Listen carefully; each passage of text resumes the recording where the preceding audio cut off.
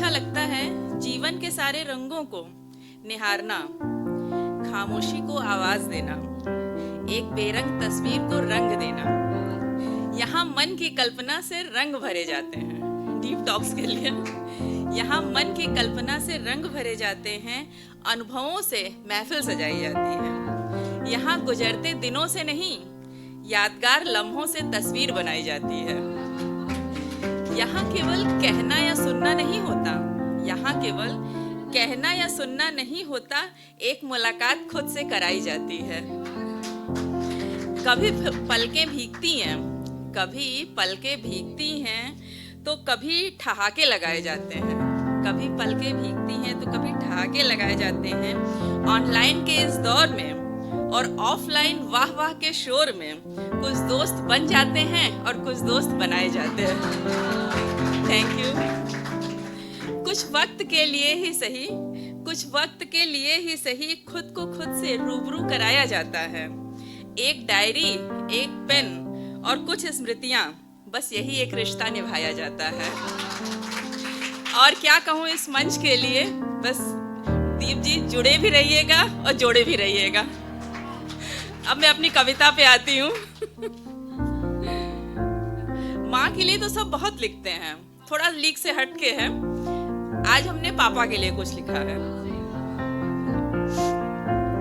सोचा कुछ ख्याल समेट कर, सोचा कुछ ख्याल समेट कर आज पापा के लिए कुछ लिख लूं। पिताजी, पापा, बाबा, बापू और बब्बा, आज के समय के पॉप्स, डैड और पा।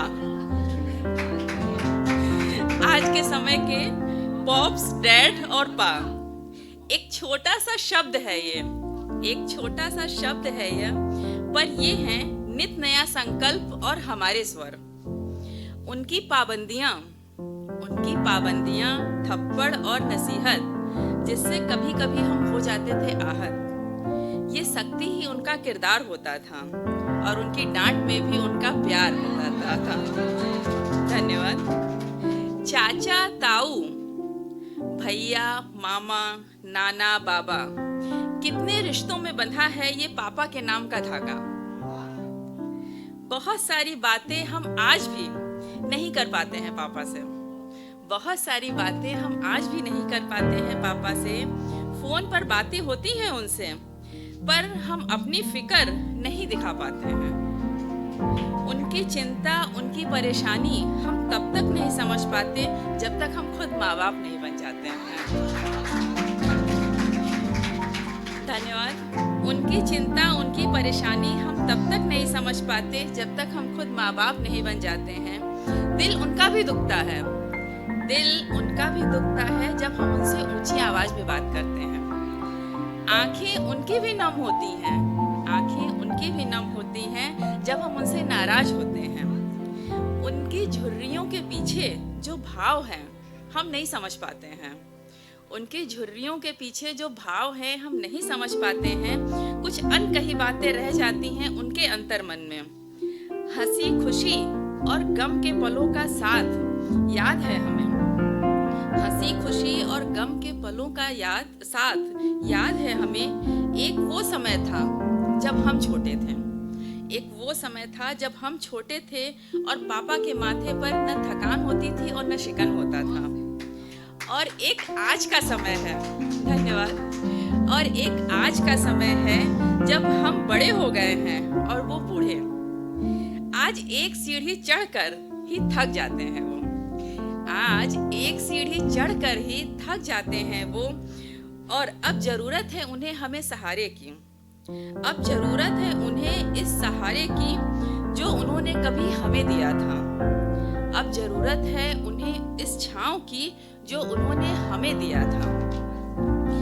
एक सपना है उनके लिए कुछ करने का।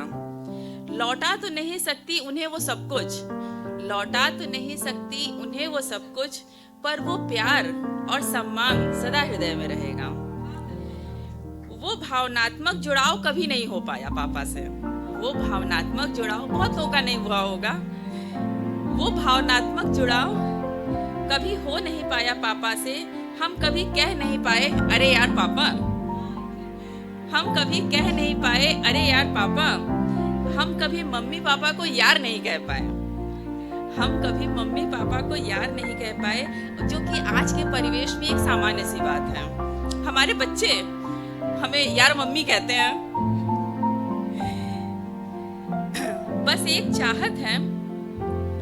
एक चाहत है कि एक ऐसा रिश्ता बना रहे कि अपनी जरूरतों का जिक्र वो हमसे कर सके। अब तो हम खुद ही माँ पापा के घर के मेहमान हो गए हैं। शादी के बाद बेटियां मेहमान ही हो जाती हैं। पर फक्र है हमें कि हम वो पीढ़ी हैं जिसने पापा को कभी गले नहीं लगाया। हम पापा के पांव छूते हैं और उनका आशीर्वाद लेते हैं। धन्यवाद। फक्र है हमें कि हम वो पीढ़ी हैं जिसने पापा को कभी गले नहीं लगाया। हम पापा के पांव छूते हैं और उनका आशीर्वाद लेते हैं। और क्या लिखूं पापा के लिए, उनकी लेखनी ही तो हैं हम। धन्यवाद। Thank you for watching. Please like, comment and subscribe Deep Talks channel.